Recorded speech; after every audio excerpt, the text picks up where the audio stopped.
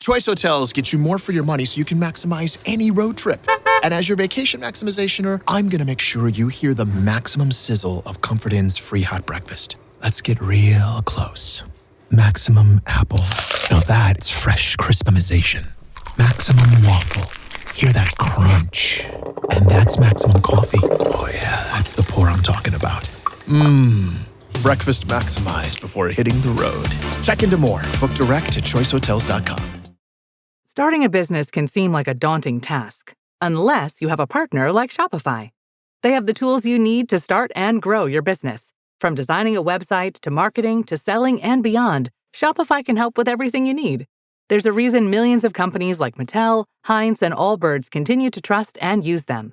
With Shopify on your side, turn your big business idea into... Sign up for your $1 per month trial at shopify.com/special offer. Your burger is served, and this is our finest Pepsi Zero Sugar. Its sweet profile perfectly balances the savory notes of your burger. That is one perfect combination. Burgers deserve Pepsi. Amazon Pharmacy presents Painful Thoughts. I read somewhere that the average American spends 13 hours a year waiting in pharmacies for prescriptions. Clearly, I am above average. I thought being above average would feel better. Maybe I'll read some greeting cards. Next time, use Amazon Pharmacy. We deliver. And here's to being anything but average. Amazon Pharmacy. Healthcare just got less painful. Ryan Reynolds here from Mint Mobile. With the price of just about everything going up, we thought we'd bring our prices down. So to help us, we brought in a reverse auctioneer, which is apparently a thing. Mint Mobile Unlimited Premium Wireless. How to get 30, 30, bit to get 30, bit to get 20, 20, 20, bit to get 20, 20, bit to get 15, 15, 15, 15, just $15 a month? Sold! Give it a try at mintmobile.com/switch. Upfront payment of $45 for 3-month plan, equivalent to $15 per month required. New customer offer for first 3 months only. Speed slow after 35 gigabytes if network's busy. Taxes and fees extra. See mintmobile.com. Welcome to the HCI family of podcasts. We're your source for personal, professional, and organizational growth and development.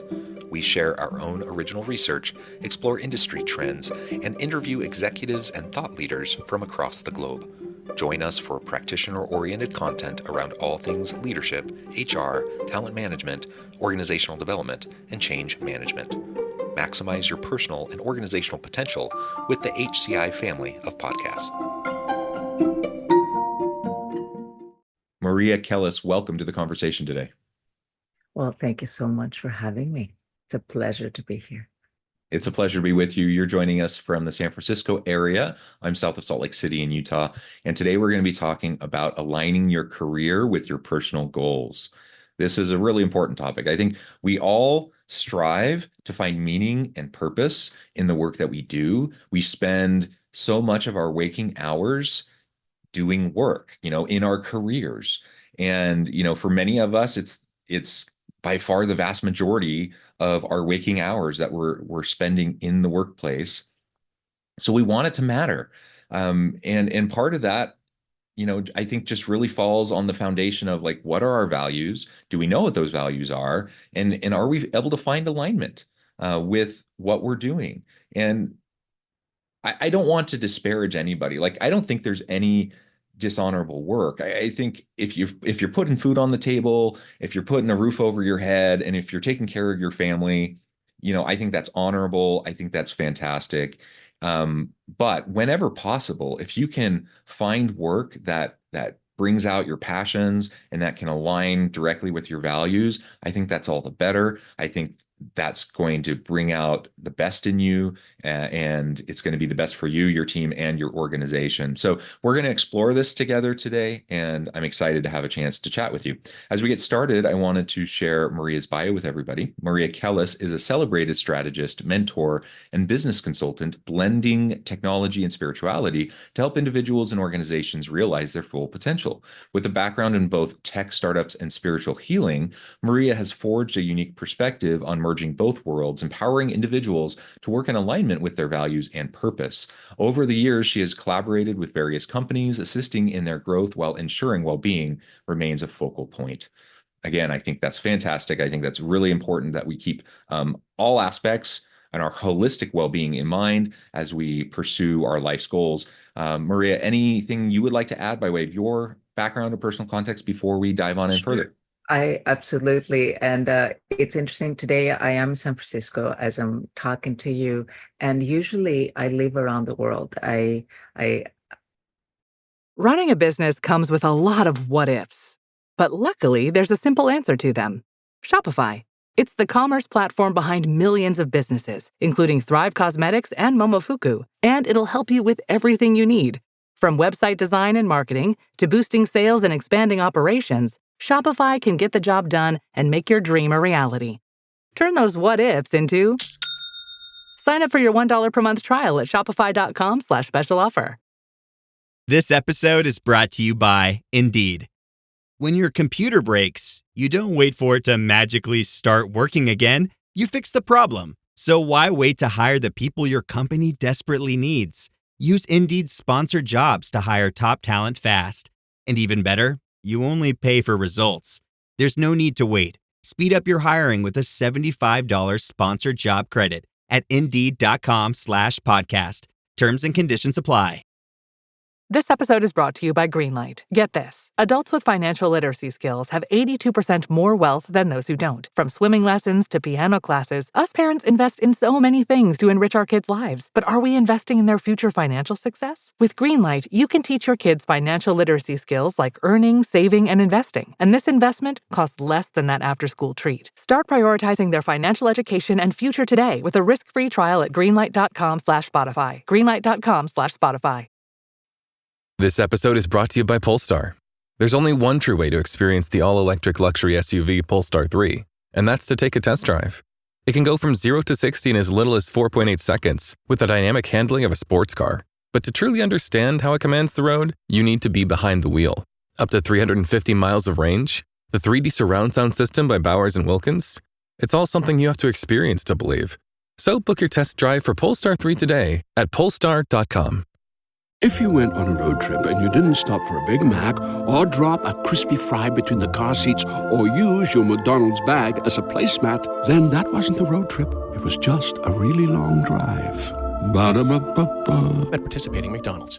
I live between 7 countries, and I have created a life because I chose this life.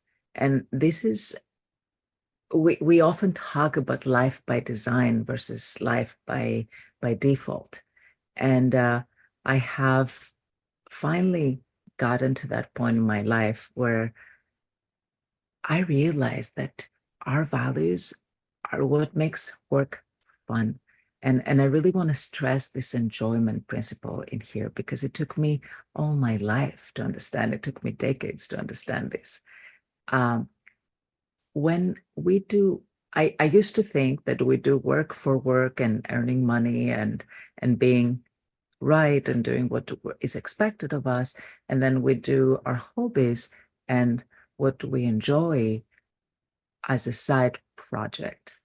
And it took me years to realize that it doesn't fulfill us that way.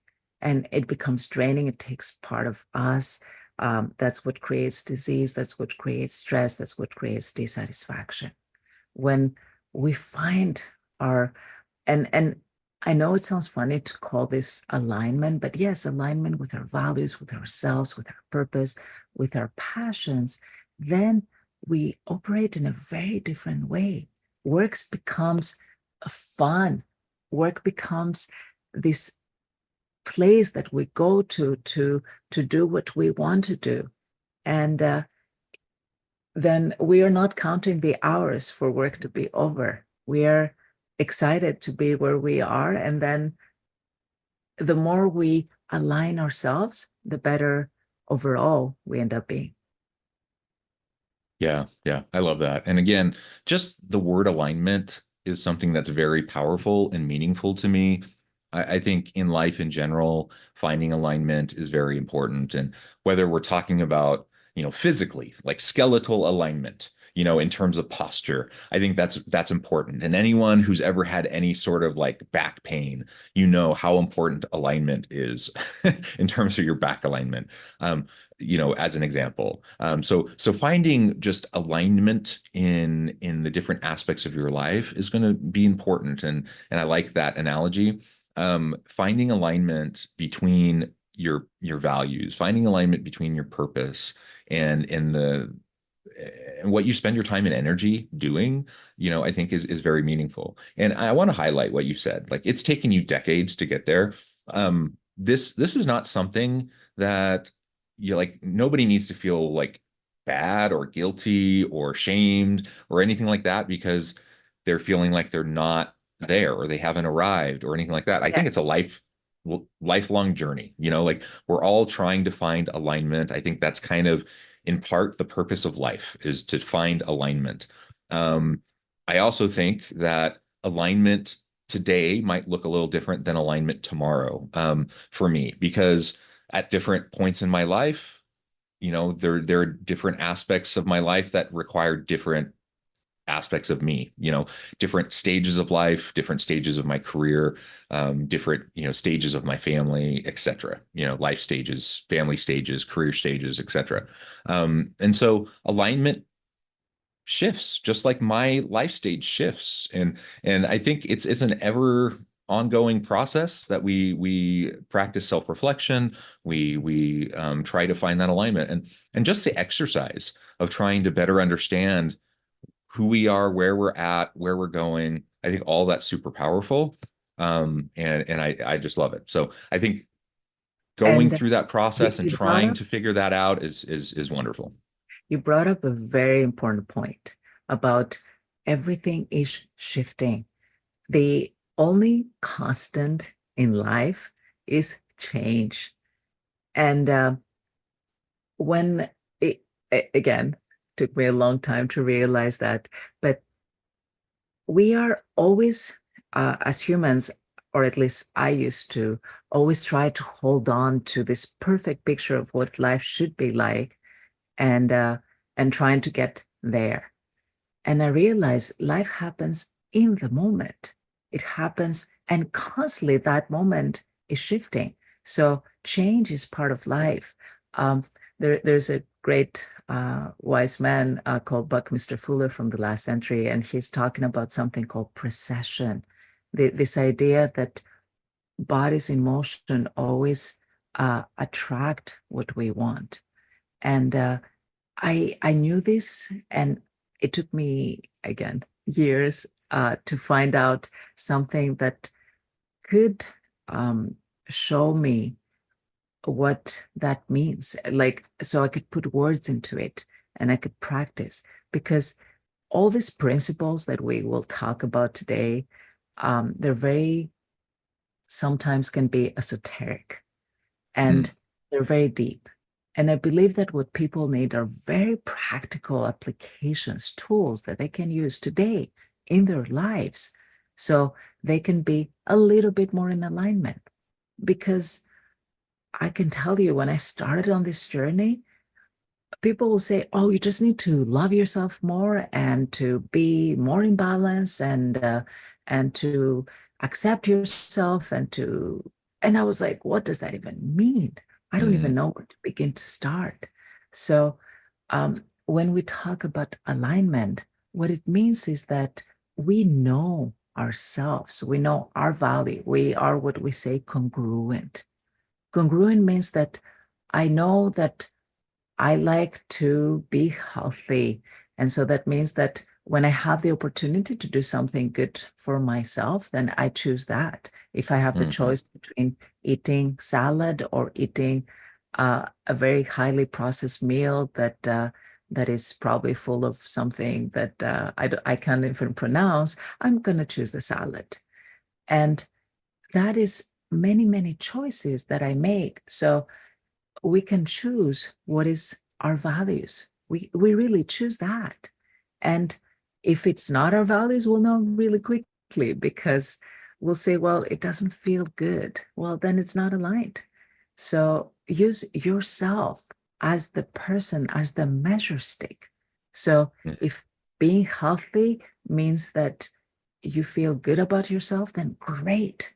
If you feel miserable and you are absolutely stressing out about doing things right and you're creating conflict in your life, you're not in alignment. Don't kid yourself that, oh, I'm following all the rules.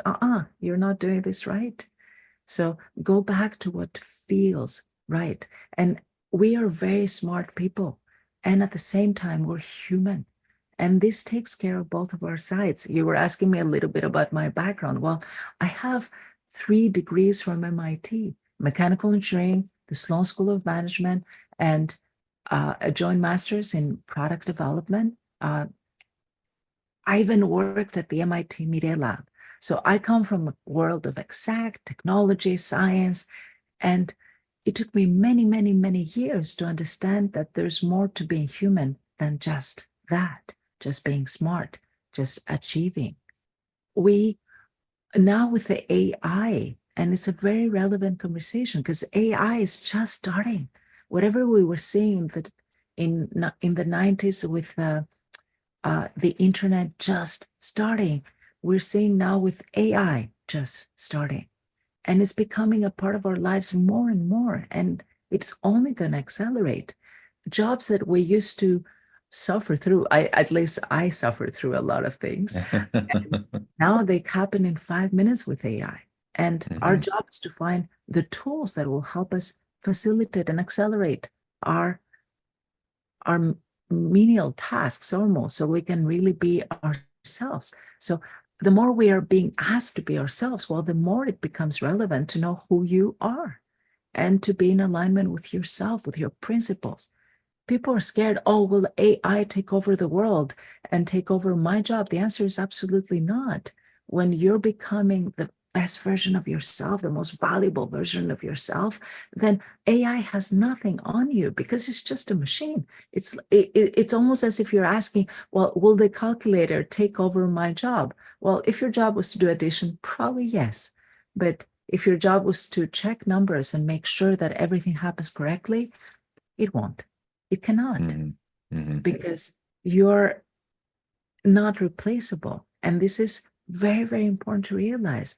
AI is here to help us. AI is here to improve us, to accentuate us, to accelerate things. Well, who are you to accelerate you? Because we accelerate you in the wrong platform, then you're probably going to fall off the tracks because you're not balanced enough to stay on track. Yeah, those are some really fantastic points. And I want to highlight, again, this alignment piece that you've articulated in relation to AI too. Like we often talk about AI will take over the menial tasks, the repetitive tasks, the things that we don't like to do anyways, right? The parts of my job that I would rather not do, it can be automated. I can have AI do it, whatever, right? In fact, I think that sounds really nice that they don't have to do those things anymore. We often frame it as like the non-human things, like it'll free up time for me to do the more human things. So the less human things, technology can take care of.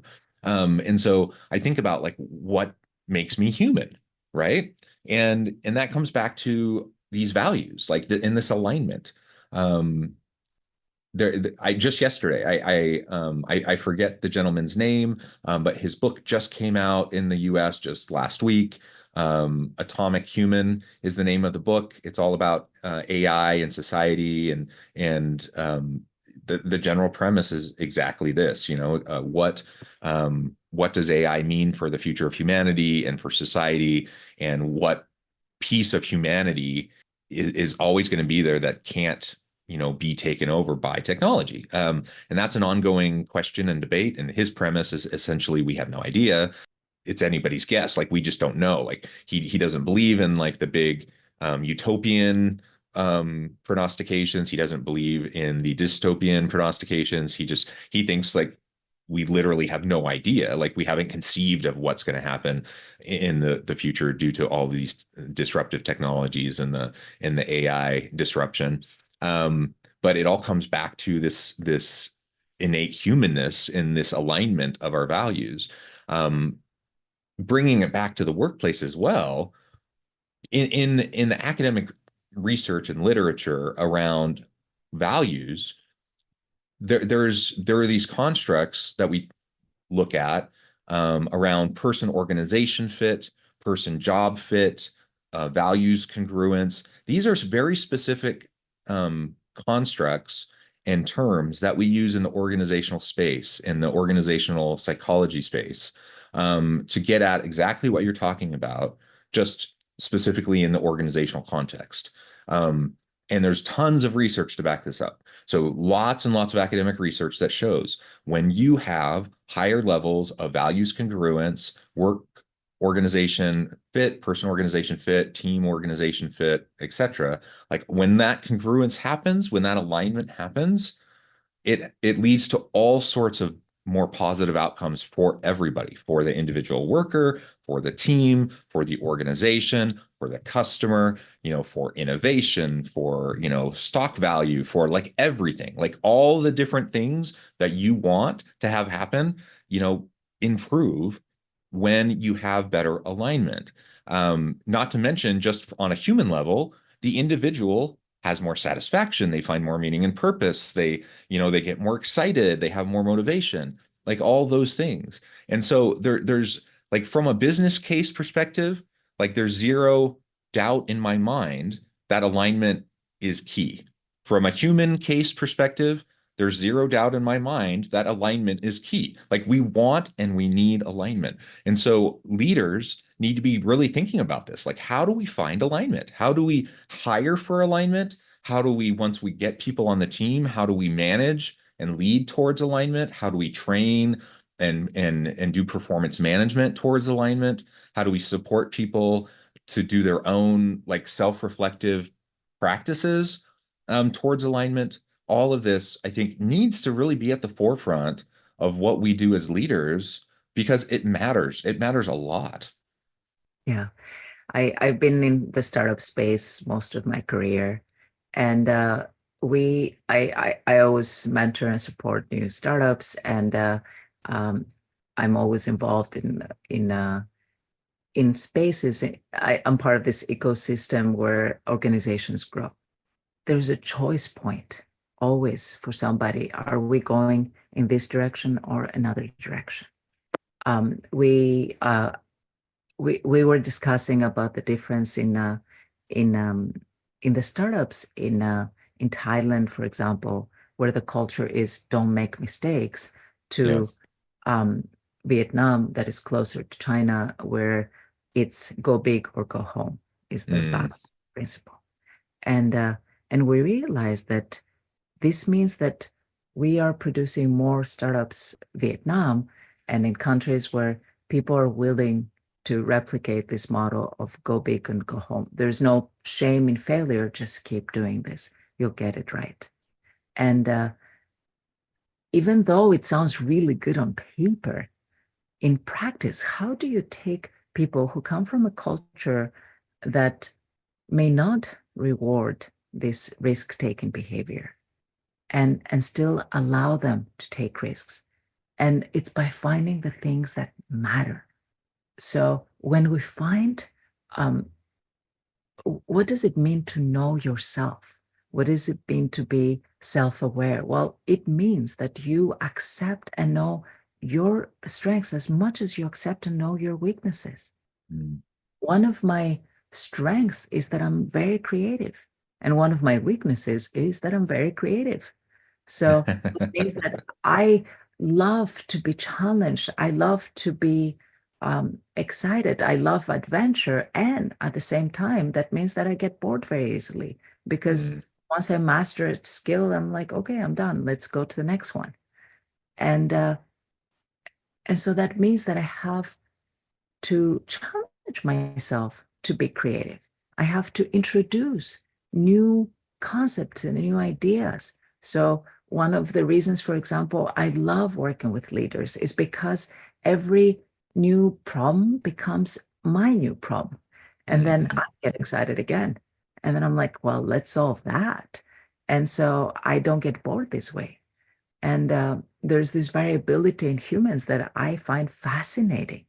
And so I get very, very fascinated and interested, and that makes my job fun. So I love what I'm doing. If I find too many patterns, then I just create a model, I write it down, and then I create a class around it, and then I get and find new problems that I haven't solved before. So this means that I know myself. So remember, knowing yourself. I accept myself. I accept the fact that I get bored easily. And so I know that I need to be stimulated intellectually. I I'd look for those. I mean, I've been doing a PhD for fun in Thailand because why not? I like to be challenged. And I am trying to always find things that stimulate my intellect because I know that I'm a smart person. I can't sit around doing nothing. And that works for me, but that may not work for you. So what is it that works for you? This is the real question. When we talk about leadership, I always say leadership starts with self-leadership. You manage yourself. Can you lead yourself first? Because whatever you have in yourself is how you lead people. When most people, when I get hired and there's a high-level executive or a C-suite executive, like usually their problems come from themselves first. Yeah. And are you a match to the organization? Are you having some personal issues that have never been resolved, possibly, and you really haven't, that you're bringing up to everyone in your organization and you're trying to hide behind those? So as we do this, we are creating this new paradigm where we are doing what we want to do. We see people who quit successful jobs just because they're not happy. And if their unhappiness got to that point where they just needed to leave, then I am like, okay, great. So have you created the new step for you?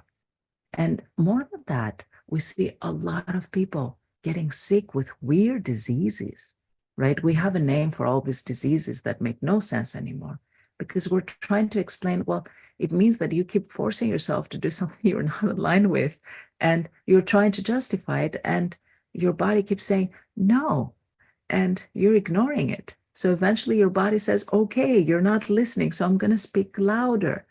And then you're like, oh my God, I have this weird disease. And well, the disease will go away and disappear as you're aligning with what is your purpose. I'm in San Francisco today because it's been 20 years since my weird disease appeared. And the doctors are, and I've been part of a research study, and they're like, we see no evidence of this disease anymore. I mean, we see evidence of the past, but not anymore. And it's like, they don't want to say it's amazing, but they say it's remarkable. And I just smile and say, yay, because that means that I am finally over the part that created the disease in the first place. And I have seen people who trade their health, and I was one of them, who traded our health to be successful in something that was not the right thing for us. Until we find it, we're just going to get more and more sick, more and more miserable, until something breaks. And the fact that you're resilient and that you can keep on doing it does not mean that you're successful. It just means that you're good at tolerating pain. So that's a good point. Go ahead. Go ahead. Oh, I was saying that when I was in school, like they will tell us that it was a badge of honor to pull all-nighters, to work really hard. Yeah. And it's almost if something wasn't working, the modus operandi was, okay, work harder on this. When in reality is work smarter, work more aligned with your principles, your values, who you are. So then it becomes not work that is hard, it becomes work that is fun. So you're not burning out. Burnout is a real issue in our society. And people don't talk about it because, well, the people who burn out just go away. But that's not what we should strive for. people who go away usually end up being very sick and end up being very disappointed themselves. Yeah, so many great points. And maybe I note the time. I'm going to have to let you go here in just a minute, but maybe the last point I'll just make to reiterate essentially what you've been talking about, and that is, we to know ourselves. That's the first step, and that may sound obvious, but that's not easy to do. I think we often think we know ourselves, um, but everyone's heard the onion analogy. You got to peel back the layers. You got to peel back, peel back, peel back. And when you think you've peeled all the way back, peel back some more. And I think that's a lifelong journey as well, just like we were talking about earlier on in the conversation. And there are so many layers put on us just through society and the norms around us and expectations put on us by those around us. So we may very well think that our values are XYZ because that's the context we live in. That's, our community says those are our values. Our family or just the norms around us say those should be our values. And so we think those are our values. And we may live according to those values. But that doesn't necessarily mean those are actually our values. We won't know that until we start to peel back the layers of ourselves and until we really start to do the deep work and the deep self-reflection. And that actually is hard and it's a little scary sometimes for people to do that work. And so it's not so simple to just say, just know yourself. Like that's actually hard. That's hard work. That takes a lot of time and energy, and it takes consistency. So I'll just reiterate that. I think that's a really important point and something we all can start doing today. Journal, do meditative practices, mindfulness practices, just make that a part of your daily work. And we can actually think of it as discipline.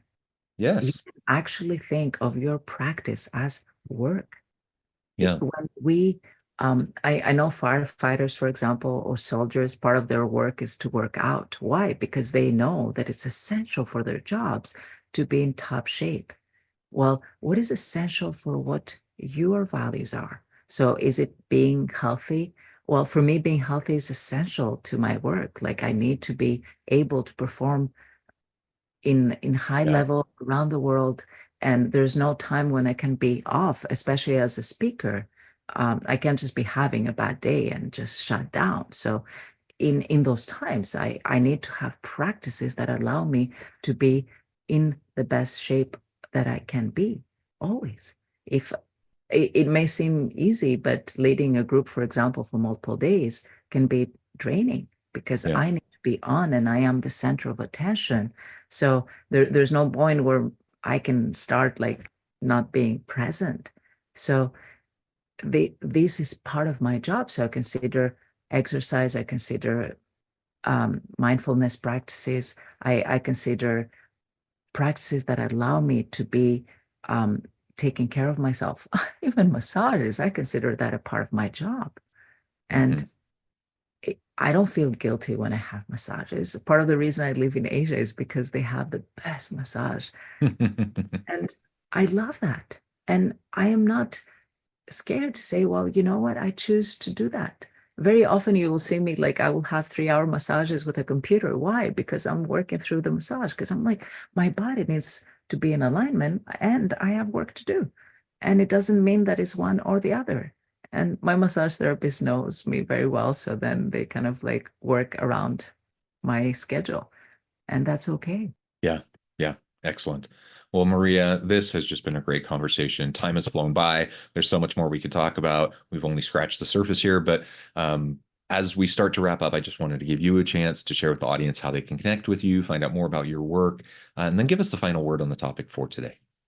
Absolutely. So the work that I do is very important. A very easy way for anybody to contact me is to find me on my website, mariakellis.com. And there's always a free tool there, and there's always a way to contact us. So Maria, M-A-R-I-A, Kellis, Kellis.com. And this will link to the various projects that I'm involved with. And so we update the website regularly. The final word that I want to tell people is be yourself. You are extraordinary. You deserve to be you. You were born to be you.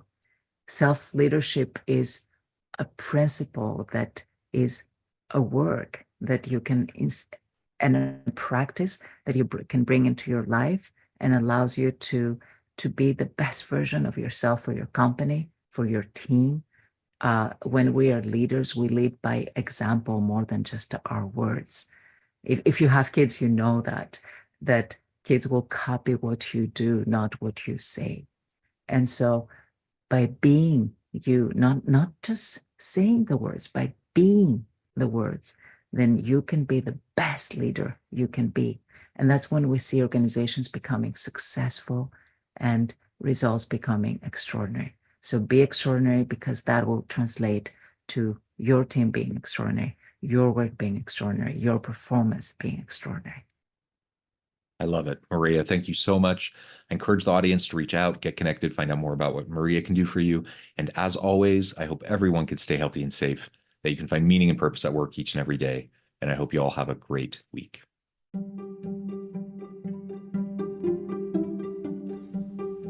Thanks for joining us for this episode of the podcast. We hope you stay healthy and safe, and please join us again soon.